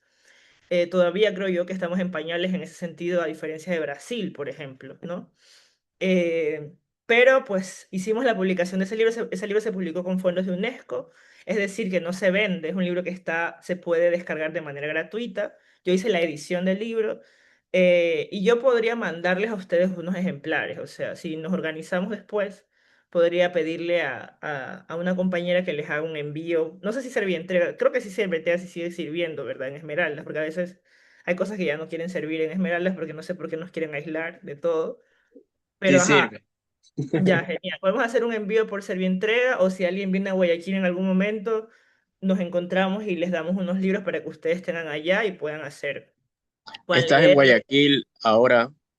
Sí, yo siempre estoy yendo y viniendo, siempre estoy yendo y viniendo, siempre. Mañana vas a estar en Guayaquil. Sí, mañana voy a estar aquí en Guayaquil. A ver si cuadramos y porque yo voy a ir a Guayaquil a algo en concreto y de ahí nos cuadramos y pues coordinamos esa entrega. Nos Sí, preguntan en TikTok cómo se llama el libro, si lo puedes repetir. sí, el libro se llama, yo siempre pongo títulos largos, así que el libro se llama Reescribir la isla, rehabilitar el tránsito. Es un libro larguísimo. Yo les voy a dejar ahorita el link aquí por si lo quieren poner allá en TikTok. A mí me da terror TikTok, espero que nadie nos insulte. Ok, no, tranquilo, solo tenemos Ahí les siete, pongo, siete ahí les viewers. pongo el link. Ese es el link, ahí pueden descargar Ok, directamente el libro. Ahorita acabé de entrar y vi que sí estaba, entonces ahí se puede descargar. Obviamente el libro físico, a ver, aquí tengo un libro físico para ver si les muestro. Obviamente el físico siempre es más bello, ¿no? Lo físico es precioso, ¿no? Este es un libro bien bonito que hicimos, o sea, con dinero de UNESCO, pero la edición ya física la hizo la editorial Recodo Press, que es de Quito, y es la editorial con la que yo publico aquí en Ecuador, ¿verdad? Este libro cuenta con fotografías analógicas que hice yo también, pero que también hizo Ana Espinosa. Fue un proceso bonito porque mucha gente pudo aprender a nombrarse afrodescendiente en Guayaquil, a diferencia de Esmeralda, es que nosotros sí tenemos como esa educación racial bien presente, ¿no? Sí podemos como nombrarnos afrodescendientes mucho más rápido. En Guayaquil hay gente que no puede nombrarse, entonces fue un proceso de que la gente pueda nombrarse, porque si tú tienes una mamá negra, tú eres afrodescendiente, no puede ser, o sea, si tu mamá es negra, tú eres afrodescendiente, o que tengas la piel un poco más clara, etcétera. Y es importante reivindicar y nombrar eso. Tiene poemas, tiene textos, pero también tiene historias de cómo se fundó la isla Trinitaria, em, de los movimientos de las personas de afrocholas, digamos, la gente afroindígena del suburbio de Guayaquil, que no puede nombrarse como negra porque casi que es un pecado ser negro aquí en Guayaquil, ¿no? Hay un tema bien complejo con la racialidad, que creo yo que en Esmeraldas no lo tenemos de esa manera, creo que sí tenemos más herramientas para nombrarnos. Y hay como muchas cosas. Es un libro muy bello. O sea, yo creo que es un libro precioso. Ahorita me lo voy a llevar a Puerto Rico a la cumbre afrodescendiente para que la gente que está allá lo pueda ver, lo pueda como tener. Y sí, está gratis para descargar. Ojalá que en algún momento podamos conseguir otro fondo para imprimir muchos más. Esta vez fue un tiraje muy chiquito, pero sí, claro que les puedo dar unos 3 4 ejemplares para que ustedes tengan ahí en Esmeraldas y para que puedan leer, compartir en espacios y tal. Pero este es el link, digamos, si es que por algún motivo alguien no puede tener el físico, ahí está la información, o sea, todo el libro está ahí de manera gratuita, ¿no? En este link que está fácil de descargar. A veces se cae porque, pues, bueno, las páginas a veces se caen, pero ahorita está funcionando. Así que para que se descarguen ahorita, porque sí se puede.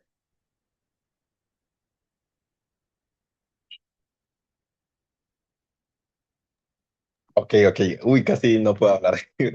A ver, a mí algo que me gustaría saber y que se me hace bastante interesante de los libros que he leído es que es tipo así. Voy a explicarlo con mis propias palabras. Viene como que un fragmento de lectura como de historia y llega en un momento en donde si no aparece una poesía, aparece un verso, aparece una canción, pero aparece algo que contextualiza todo lo anterior. ¿Por qué eso? En Fiebre de Carnaval, dices, ¿verdad? Sí. Sí. Bueno, Fiebre de Carnaval pues, bueno, hay una tradición literaria latinoamericana y caribeña que como que no se ha tomado tan en serio, como que la gente no la ha catalogado como tal. pero es la novela musical, ¿no? La novela musical tiene una presencia muy fuerte en Latinoamérica y en el Caribe, ¿no? Tenemos grandes novelas, por ejemplo, en Colombia pienso en Que viva la música, de Andrés Caicedo, en Puerto Rico está La guaracha del Macho Camacho, em, en República Dominicana está Rita Indiana con Papi, con la estrategia de Chochueca. Ahora Mónica Ojeda, la escritora guayaquileña, se sube a la tradición de novelas musicales con sus chamanes eléctricos en la Fiesta del Sol. Hay un montón de obras donde la música tiene una presencia muy fuerte, ¿no?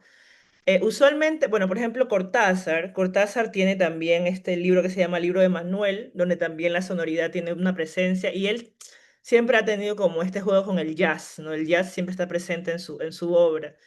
Pero a mí me gusta más la novela que se inscribe dentro de lo urbano, más mamarracho, más barrial, ¿no?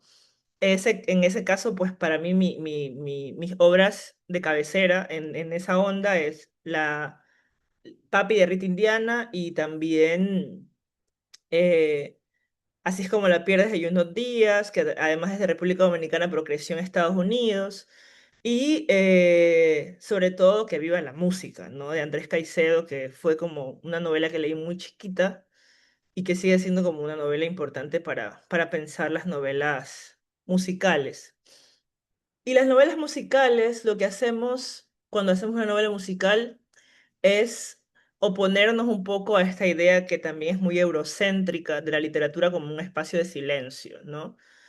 Para mí el silencio es colonial, ¿no? Yo vivo en un barrio silencioso porque aquí vive, la mayoría de las personas que viven aquí son gente mestiza, eh, pero yo empiezo a ir al sur de Guayaquil y ya empiezo a escuchar yo me siento más cómoda en los lugares con música, o sea, porque crecí en barrios. Y me parece que a veces cuando estudiamos literatura, o estudiamos en general, pero sobre todo cuando estudiamos literatura, filosofía, se nos obliga como a sacar el barrio del aula, ¿no? A dejar el barrio a un costado, ¿no? Como si las experiencias barriales no fueran narradas, no fueran posibles de ser narradas.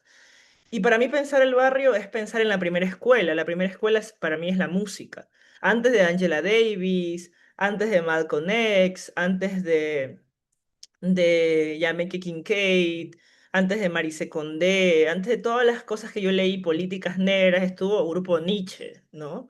Grupo Nietzsche cantándome Cimarrón, Cimarrón que dice, quiero que sepan la historia del Cimarrón, cuánto sufrió cuando América llegó, saber por qué se rebeldizó. Y te dice el año, ¿no? Corrían los años de 1580, cuando a América llegó un negro llamado Bencos Biojó. Todo eso lo dice una canción de Nietzsche que yo escuchaba en mi barrio a las 8 de la mañana porque el vecino se amaneció, ¿verdad?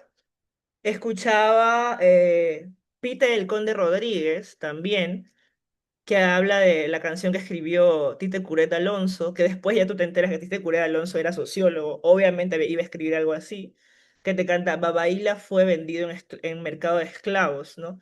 Yo estudiaba en una escuela fiscal que se llama 10 de agosto, que cuando yo era niña, esa escuela no era pública. En esa época lo público no existía. O sea, lo público empezó a existir con el gobierno de Correa. Antes no existía, era todo pagado.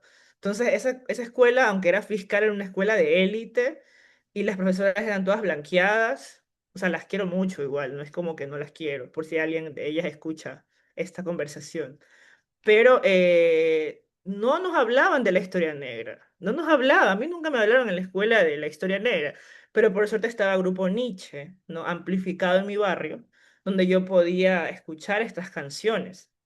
Y así cientos de canciones, ¿no?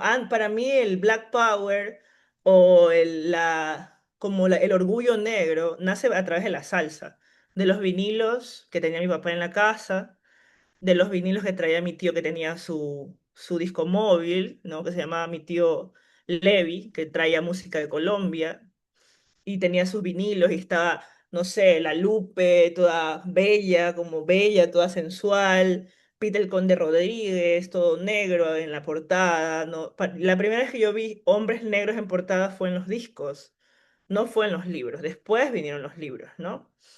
Y creo que la música es la primera escuela para mí, ¿no? La música es la primera escuela, la música es la primera pulsión política, porque más allá de que nos digan que no es importante, el simple hecho de unos negros juntos bailando, eso ya es historia. Eso en 100 años atrás era muerte para toda esa gente, ¿no? 100 años atrás, un grupo de negros bailando, aunque sea salsa, era muerte, significaba muerte.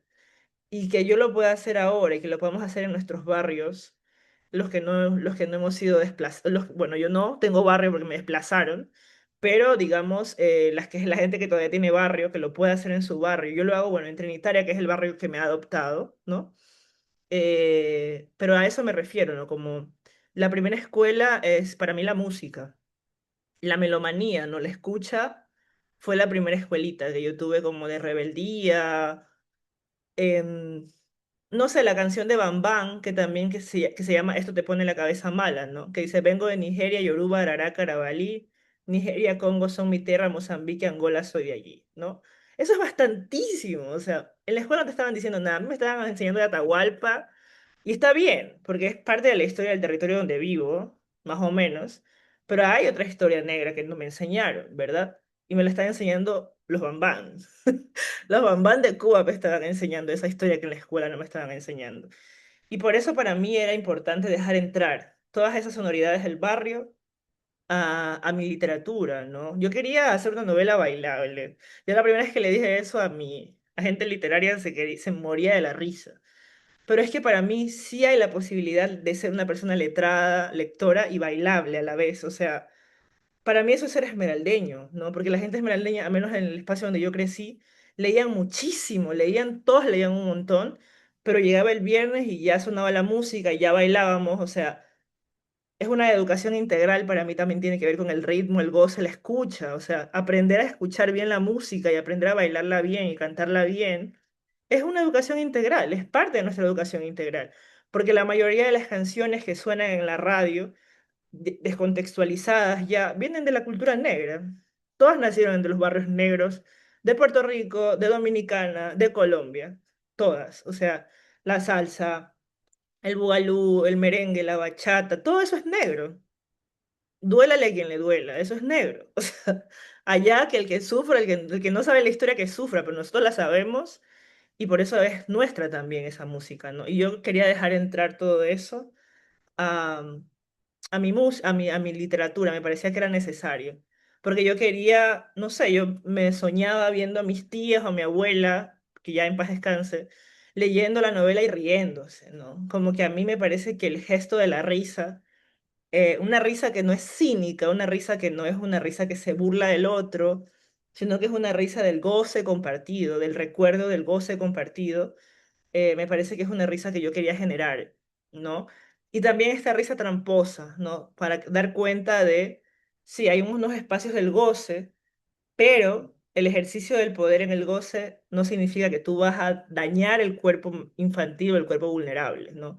Para tener un ojo atento al goce también, que gozar no significa dejar al otro a la fuerza, ¿verdad? Sino desde el consentimiento compartido, ¿no? Y creo que para mí esa es la cosa que más tenemos que aprender como comunidad, porque sigue habiendo unos altos índices de abuso sexual en nuestras comunidades y creo que es importante aprender a gozar sin dañar al otro. Creo que es algo que tenemos que todavía aprender como comunidad. Por eso dejé entrar a la música. Era como abrirle la puerta. Igual y sí lo logra, porque cuando leíamos el libro con Andrés, justamente ese verso de la vamos a tumbar, esa salsa súper bailable que apenas suena ya todo el mundo se para, pues prácticamente nos hizo mover, nos hizo cantar ese verso y, y pues todas las palabras y las jergas que usas también, algunas desconocidas, otras que nos resuenan, pues también nos mueven el corazón, nos mueven la memoria y nos hace decir, brother, aquí hay talento y no lo estamos sabiendo valorar. Entonces es importante este espacio, es importante que sepamos qué sientes al escribir, es importante todo lo que nos narras. Andrés, Sí, realmente pues así, y me encanta mucho ese tipo de literatura y especialmente pues las jergas que utilizas porque de una u otra forma me haces conectar especialmente con los recuerdos de mi familia de parte de padre, porque ellos eran mucho más así. Siento que si yo tendría que decir ese libro a quién más representa familia de padre o familia de madre, es como que sin dudarlo a mi familia de parte de padre porque con ellos conocí muchas cosas y parte de toda esta cultura afroesmeraldeña que actualmente soy totalmente consciente de eso que vivía cuando era niño. Y algo que me gustaría saber, ¿por qué en el libro de Fiebre de Carnaval pues, se cuenta toda esta historia desde una perspectiva de una niña? Y si bien ya lo has estado mencionando algunas veces, me gustaría como que te centraras un poquito más en eso, ¿no? Para poderlo entender. Yo quería contar la historia de una niña porque me parece que porque el contexto social de la novela es la dolarización, ¿verdad? Que en Esmeraldas, a pesar de que siempre nos han silenciado, pareciera que en Esmeraldas no hay revoluciones, no nos levantamos, no. Bueno, yo me acuerdo cuando era niña que cuando fue el feriado bancario hubo muchos paros y muchas huelgas, ¿no? Había huelgas de hambre, la huelga de los docentes, la gente quemaba llantas, o sea, había un movimiento de revolución en la ciudad, de la gente levantándose y peleando por eso que estaba sucediendo, ¿no? Y los niños tenían como un papel secundario siempre los niños en los procesos históricos tienen un papel secundario, ¿no? Como que no se los escucha mucho, o pareciera que incluso los niños no sufren las crisis, ¿verdad? Y yo, como estaba trabajando con niñas en ese momento, me estaba dando cuenta de que en realidad podríamos decir que justamente porque los niños no están en el centro del problema, lo sufren de una manera mucho más compleja y mucho más dura, ¿no? En el abandono parental, hubo mucho abandono parental porque la gente tuvo que emigrar de manera forzosa a España, a Italia, ¿verdad? Para poder salir adelante, etcétera. Yo tengo amigas y amigos que se quedaron solos, viviendo solos. O sea, la hermana de 13 años los cuidaba, ¿no? ¿Y qué implicaba para esa niña de 13 cuidar a esos niños, ¿no? Chiquitos, ¿no? Y también cómo estos espacios de migración forzosa, de crisis económica, van a dejar a las infancias expuestas a cosas terribles, ¿no? Porque, por ejemplo, en Cañar, que en la época de finales de 90 fue uno de los lugares donde más hubo embarazos infantiles y adolescentes, porque fue una de las provincias donde más migraron las personas. Y la migración, que es abandono parental, o abandono de las figuras paternas y maternas principalmente, que dejaban pues a las infancias y a las adolescencias al cuidado de las abuelas, que ya no tenían tiempo de cuidar como habían tenido tiempo de cuidar a sus hijos. Esto generaba pues, dejaba a estas niñas en total, bueno, servidas para estas personas que abusan sexualmente de ellas. Y me parecía que había que buscar una lengua, un lenguaje que de alguna manera subvierta el lenguaje tecnocrático de la cifra, ¿no? De decir, 160 niñas están embarazadas este año, ¿no? Que no nos dice nada, que no nos habla el corazón de ninguna manera, porque cada 160 niñas es cada historia de terror a la que no accedemos, ¿no? Y usualmente los abusos sexuales suceden en los entornos de seguridad, en los entornos familiares, en las escuelas, en los lugares donde se supone que a las infancias se las está cuidando, ¿no? Y yo quería contar esa historia, pero una historia muy dura, y si la contaba como Juliana Ortiz iba a ser aburrida, porque yo iba a empezar a tener todo este lenguaje tecnocrático, social, que ya lo conozco, político. Yo quería buscar una forma de rondar este tema, ¿no? Y recordar que las infancias, que otra cosa que también tiene que ver con la religión, la educación que tenemos, que es muy religiosa, que no accedemos a la educación sexual, que las niñas no saben cómo funciona su cuerpo, que nadie les enseña a las niñas en Esmeraldas. No sé si ahora ya lo están haciendo, pero en mi época no se enseñaba a las niñas nada sobre su cuerpo, ni qué puede hacer, ¿no? El papá, el tío, el abuelo, la abuela con ella, ¿no? ¿Qué no puede un tutor sobre tu cuerpo? No pareciera que el cuerpo de las infancias les pertenece a los abuelos, a los tíos, a la mamá, o sea, no hay como esa soberanía del cuerpo del infante.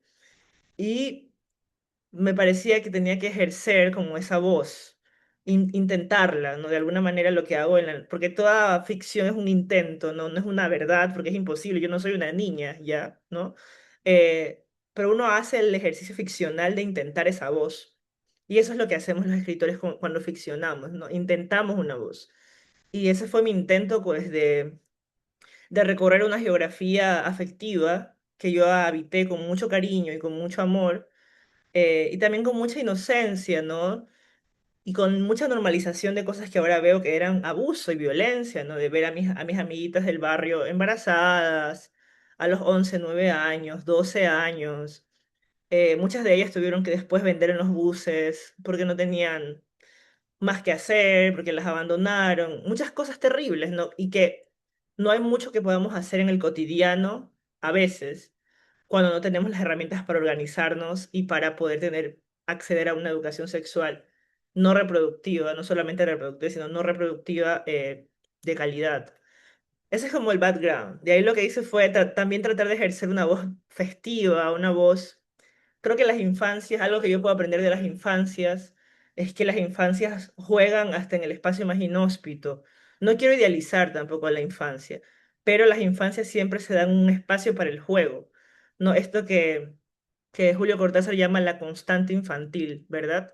Esta, esta posibilidad de hacer del juego algo serio, ¿no? Que tomarse en serio el juego. Y yo quería de alguna manera ejercer esa voz, inventar esa voz que se tome en serio el juego. Esa era como la intención.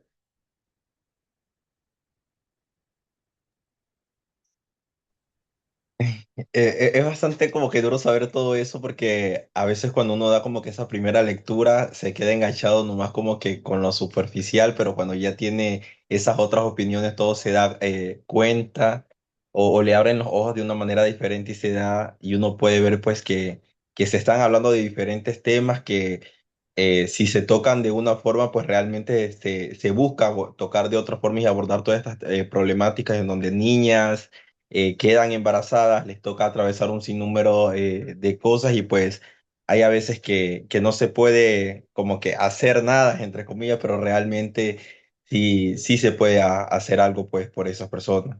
Algo que nos gustaría saber o me gustaría saber qué significa pues para ti ser esa representación dentro de la literatura, si bien pues poco a poco te has convertido como que en esa referencia de ser una persona afroesmeraldeña o afrodescendiente que desde la literatura utiliza todas estas jergas, utiliza la música y pues que está ahí dentro de todos estos espacios.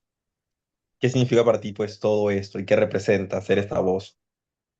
La verdad es que yo no creo que sea la representante de nadie más que de mí misma, ¿no? Creo que es algo en lo que bueno, yo no puedo tampoco como tener control de cómo me nombran, ¿no? Porque a veces los periodistas dicen, esta novela narra la historia y el hacer de de la gente negra en el Ecuador, cosa que yo creo que no es posible, ¿no? Porque el Ecuador es muy grande y hay personas afrodescendientes en distintos lugares. Yo estoy hablando de una experiencia específica y también desde la ficción, ¿no? Desde la ficción, porque a la niña le pasan muchas cosas que no necesariamente le pasaron a esa niña, sino que uno va como recolectando varias historias y yo lo que hago es condensar desde la ficción, en esa niña un sinnúmero de cosas que pudieron haberle pasado a muchas otras personas en otros contextos. Sí, yo no creo que sea la representante. Igual si ustedes me ven como representante, les agradezco, o sea, como que me parece lindo, como que yo siempre lo que quiero es hacer amigos, me parece que la literatura puede ser un espacio para tejer amistades, compañerismo, compartir de otra manera. A mí me da un poco de temor la idea de la representación, porque yo creo que hay mucha gente que habla por nosotros, en la asamblea o el presidente va y habla por el Ecuador, ¿no? Pero no necesariamente él está condensando todos nuestros deseos, ¿verdad? Eh, Creo que es importante tener referentes. Yo tengo muchos referentes literarios ecuatorianos, pero también por fuera. Y está bien tener referentes para uno también ir tejiendo lo que uno desea, ¿no? Y yo creo que lo más importante de tener un referente es poder ir viendo qué le falta, ¿no? En mi caso, por ejemplo, en Esmeraldas, a los escritores esmeraldeños, varones, les falta el tema del género, ¿no? Hay mucha normalización de unas cosas que yo digo, ok, yo no puedo normalizar estas cosas porque yo vengo de otra generación y soy mujer y tengo como otro bagaje y otro acceso cultural y político. Sí, yo me cuido mucho de la idea de representar. Cada vez que yo puedo decirlo, yo siempre voy a decir que no represento a nadie más que a mí, pero creo que la literatura, o sea, las obras que nosotros hacemos, sí pueden dejar un precedente para las nuevas generaciones de escritores y escritoras, porque es importante que se escriba, sobre todo ahora que a través de ChatGPT y de todas las IA nos están haciendo entender y creer que escribir no importa, que es fácil, ¿no? Pero no es así, ¿no? El escribir es algo que todavía tenemos que disputar, sobre todo las personas que venimos de estos territorios que están siendo ocupados por militares de manera extractiva. Eso es lo que yo puedo decir. Yo no, o sea, como lo decía, yo no siento que sea como representante, porque eso también puede molestarle. Habrá gente de Esmeraldas que no se siente representado con la novela porque es vulgar o porque dice palabras que ella no usa. Mi familia, por ejemplo, era gente como eran docentes, se cuidaban mucho su lenguaje, ¿no? A mí no me dejaban decir un montón de cosas, no me dejaban decir el diga, por ejemplo, no me dejaban decir el ve, que a mí me encanta y que yo lo empecé a decir ya de grande, porque ellas eran muy del buen hacer, ¿no? Porque también son cosas que te piden los espacios de academia y tal. Entonces, para mí también fue un ejercicio de reivindicar lo popular, que a veces es algo que nos niegan, ¿no? Por el bien hacer. Y sobre todo un ejercicio de dejar una ruta para quien también quisiera desobedecer, porque creo yo que la literatura y las artes pueden ser un espacio para la desobediencia. Y hay que recordar que nosotros estamos vivos en Esmeraldas porque desobedecimos a la hacienda, ¿no? Decidimos liberarnos a la hacienda, pero no significa que nos vamos a normar y vamos a normar al otro. Lo ideal sería seguir desobedeciendo. Entonces, lo que yo creo es que la novela marca es una ruta de desobediencia para la gente que quiera seguir desobedeciendo, ¿no? Por ejemplo, Esmeraldas todavía falta mucha literatura queer, falta mucha gente gay, lesbiana, transexual que escriba. Ojalá puedan existir ya pronto novelas de mujeres negras o hombres negros, gays, travestis, lesbianas en Esmeralda, que sabemos que hay muchísimas, que puedan escribir sus novelas y que ojalá también puedan representar a la población, a su población también, ¿no? Porque tal vez habrá gente que no se siente representada porque yo escribo desde un lugar más entre comillas, heterosexual, aunque no lo soy, soy bisexual, pero digamos se podría ver como de una manera un poco más así como que no represento a ciertas personas y eso está bien. Y eso indica que hay que seguir escribiendo, ¿verdad? Y va por ahí, yo creo que toda obra lo que marca es una ruta, así como la marcó a Alberto Ortiz con Juyungo, ¿no? Como la marcó Nelson Estupiñán Vaz, como la marcó Antonio Preciado. Gente bastante seria también, gente de corbata, muy seria, que yo no me identifico con ellos en esa parte, me identifico como escritora, les respeto mucho, pero yo no quiero ser esa persona seria e inabordable. Yo sí quiero ser del pueblo, sí quiero seguir siendo una persona más popular, más accesible, ¿no? A mí me interesa eso, me parece que es político también ser una persona accesible, jovial, joven, informal, ¿no? Que en Esmeraldas tenemos una obsesión con la formalidad. Creo que también es importante salir de esos formatos que son finalmente formatos de la blanquitud y empezar a crear nuestros propios formatos. Por eso, por ejemplo, Juan Montaño para mí es un gran referente, ¿no? Un hombre muy accesible, muy abierto, muy panafricano también y va por ahí la cosa.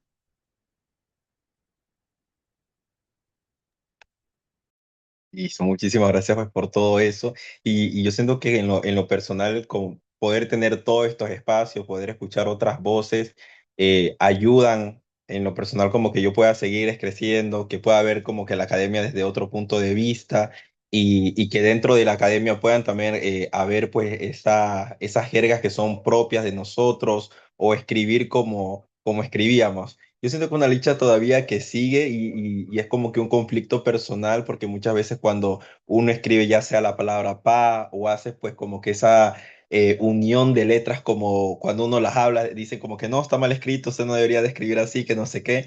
Yo siento que es una lucha que también debemos de hacer como personas afrodescendientes o afroesmeraldeñas desde la academia. Así que le doy paso al compañero Jorman que levantó la mano.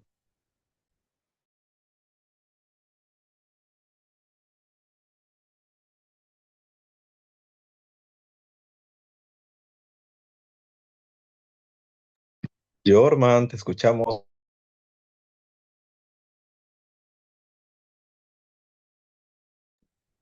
Como que tiene lento el internet, pareciera. Tal vez Sé se que apaga la cámara. si de pronto apaga la cámara, Jorman, si nos escucha, se desconectó.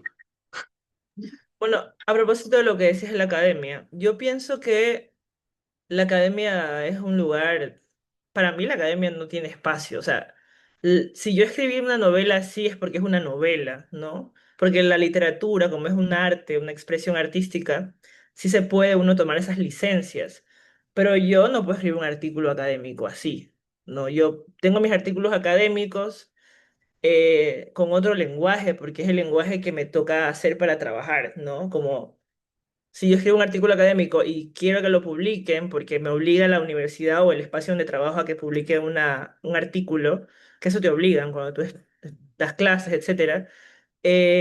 Si yo escribo así, no me van a publicar. Y ese es un gran problema. Creo que esa es una disputa a la que no hemos llegado todavía, o sea, no la hemos ganado todavía también porque nuestros hermanos y hermanas que están en la academia, los mayores y las mayores que ya tienen más tiempo que yo en la academia, no la lucharon, o sea, se adaptaron más a esos procesos, a pesar de que hablan de cosas afro y hablan de la comunidad, sigue el formato laxo, el formato como del bien hacer del lenguaje sigue como muy presente, ¿verdad? Todavía es una lucha. Yo no sé si yo quiera luchar por la academia, porque la academia es una hacienda. ¿No? Es la hacienda donde tengo que trabajar para vivir a veces, de la que entro y salgo, como decía la filósofa eh, Beatriz Nascimento, ¿no? Ella decía que la hacienda siempre se está reinventando y va tomando nuevas formas. Aunque ahorita en el Ecuador somos una hacienda, pero ya desenmascarada completamente. Pero digamos, la hacienda también es la universidad, el trabajo que te obliga a hablar de una manera. Y digo, no digo que esté mal o bien hacerlo, porque a veces necesitas esos espacios para sobrevivir, pero por suerte en las artes sí nos podemos tomar otras licencias, ¿no? Por eso yo hago escritura, por eso yo hago más narrativa y poesía que academia, o sea, como que me interesa más disputar el territorio de la literatura, porque siento que ahí sí me puedo tomar esas licencias, ¿no? Apoyándome de otros escritores como los argentinos que escriben Che, vos, y a nadie les va a corregir a ellos, ¿verdad? Creo que lo mismo también tenemos que hacer nosotros, pero yo creo que para mí, por eso la literatura sigue siendo un espacio importantísimo. Primero porque no necesitas demasiado dinero para hacer literatura en el sentido de que sí puedes, si tienes una biblioteca cerca, ya tienes los libros para leer, y si tienes un celular o una hoja de papel con un esfero, ya puedes empezar a escribir. A diferencia de las artes visuales, del cine, que implica otras cosas, ¿verdad? Otros recursos. Pero yo creo que, ajá, reitero, la literatura sí te permite estas licencias que también o sea, el hecho de poder hablar en jerga en la literatura es algo nuevo también. Tiene muy poco tiempo, tiene más o menos unos 80 años, no demasiado, ¿verdad? Y en algún punto hubo mucha gente que se opuso a eso, gente latinoamericana, mestiza, por supuesto, se opuso muchísimo a la jerga, a la forma del habla popular. Pero por suerte hubo filósofos, no hispanos, sino filósofos negros del Caribe inglés, anglófono, que trajeron a colación otros términos que la jerga, como por ejemplo el lenguaje nación, ¿verdad?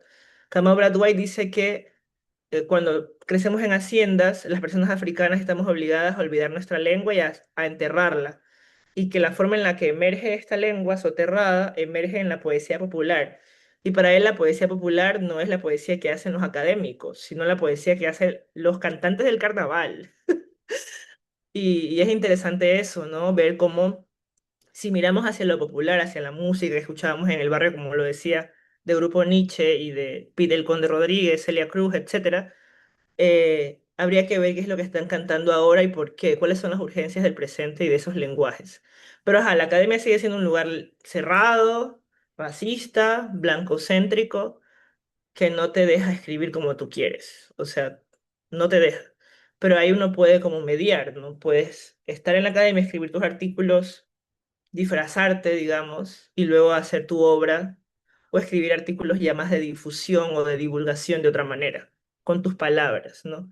En mi caso, Fiebre fue eso, ¿no? Poder escribir Fiebre fue la posibilidad de no, de poder trabajar un lenguaje más propio, que no sea un lenguaje solamente académico, del bien hacer del lenguaje.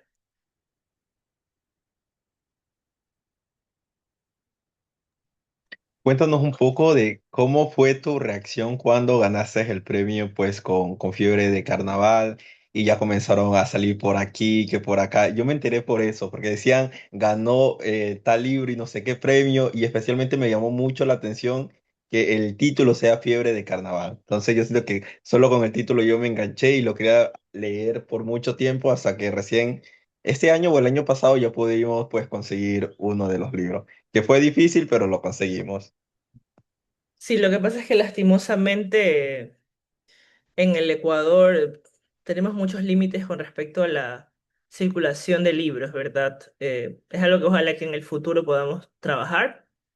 Habría que empezar. Ustedes, por ejemplo, pueden hacer una biblioteca, ¿no? Hagan una biblioteca. Yo creo que deberían hacer una biblioteca, como las Voces Esmeraldas, en algún lugar que alguien tenga un espacio, un garaje o lo que sea, no sé. Hacer una biblioteca aunque sea virtual y empezar como a recopilar libros para poder tener un espacio para leer, porque creo que hace falta.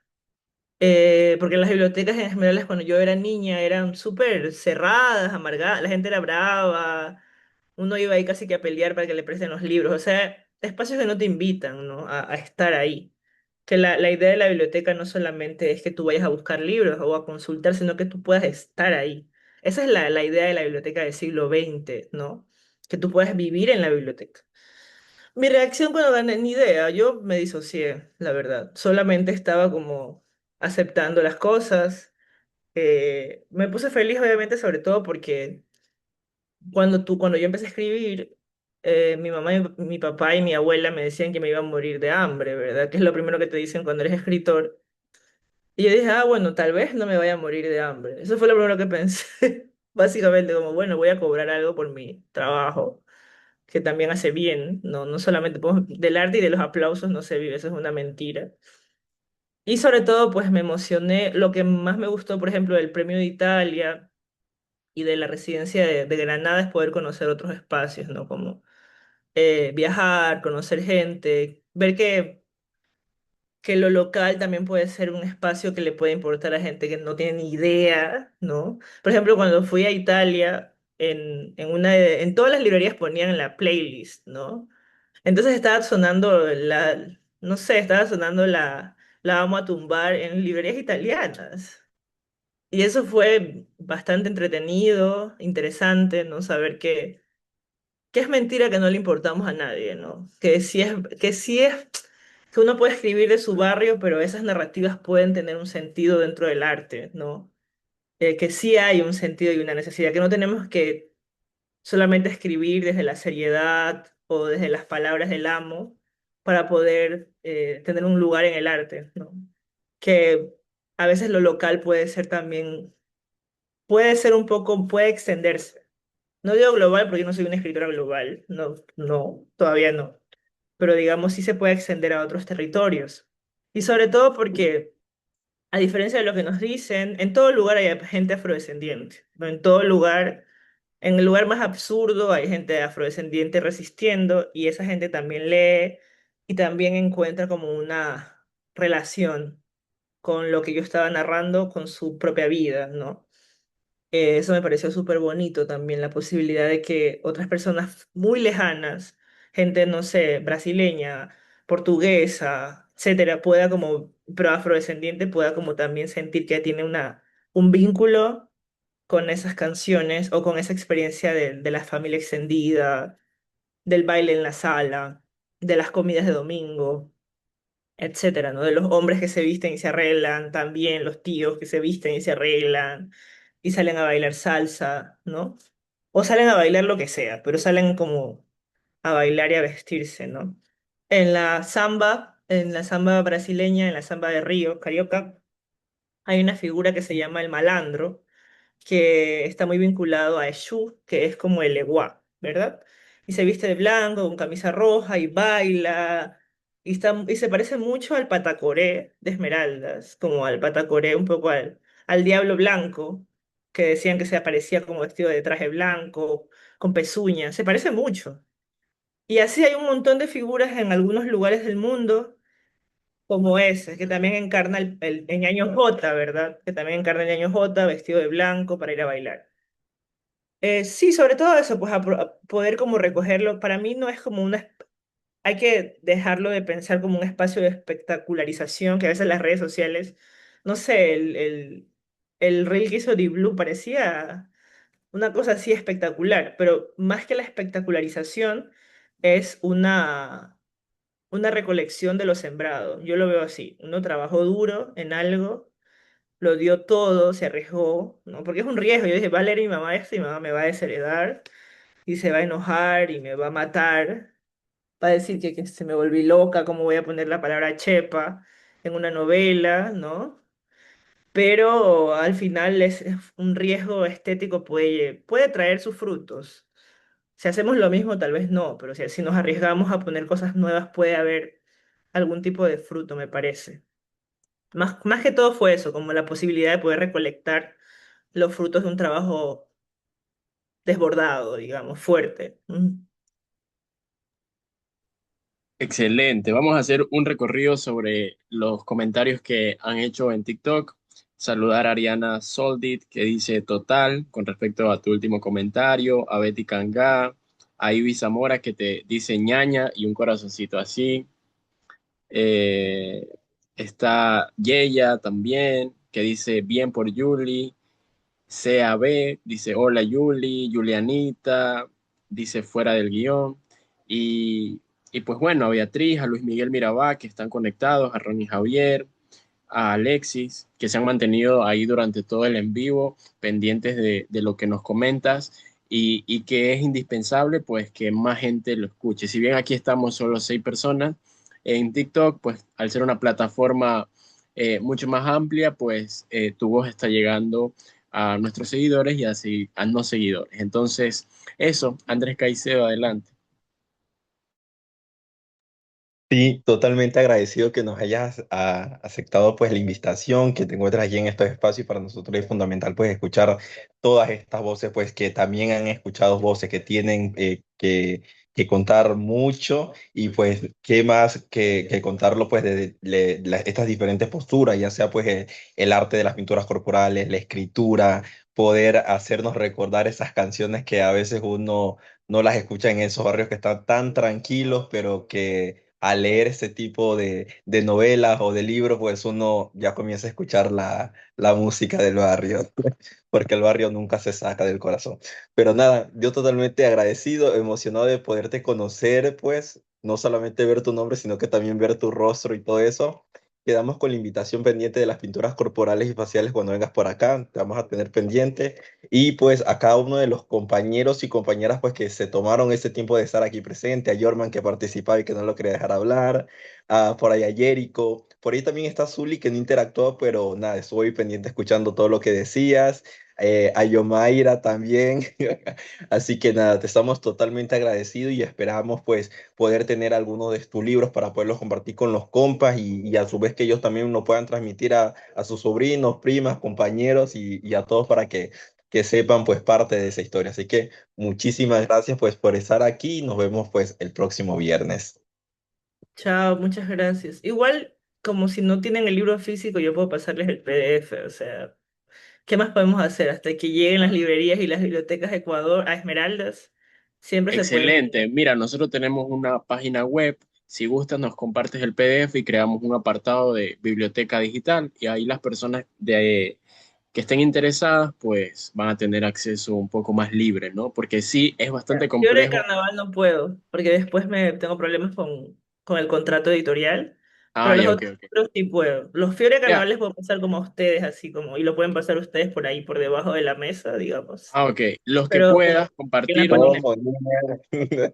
los que puedas compartirnos, nosotros vamos a estar agradecidos infinitamente y vamos a tratar de que se difunda y que llegue a la mayor cantidad de personas posibles, pues para que tus letras, tu literatura, la literatura que nace desde Esmeralda sea leída por muchas más personas, ¿sí?